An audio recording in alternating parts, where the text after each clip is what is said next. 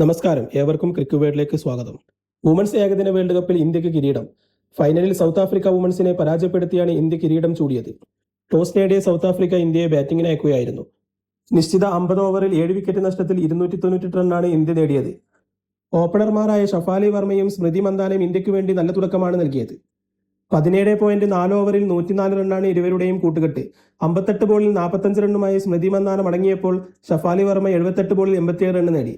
ഇവരെ കൂടാതെ ദീപ്തി ശർമ്മ 58 ബോളിൽ 58 റണ്ണും വിക്കറ്റ് കീപ്പർ റിച്ച ഘോഷ് 24 ബോളിൽ 34 റണ്ണുമായി തകർത്താടിയപ്പോൾ ഇന്ത്യൻ സ്കോർ 7 വിക്കറ്റ് നഷ്ടത്തിൽ 298 റണ്ണിലെത്തുകയായിരുന്നു.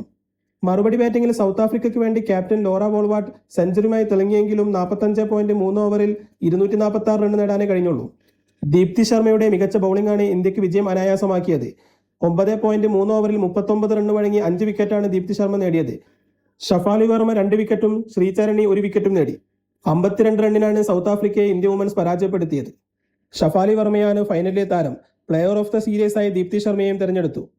ക്രിക്കറ്റ് ലോകത്തെ പുതിയ വാർത്തകൾക്കും വിശേഷങ്ങൾക്കുമായി ചാനൽ സബ്സ്ക്രൈബ് ചെയ്യുക.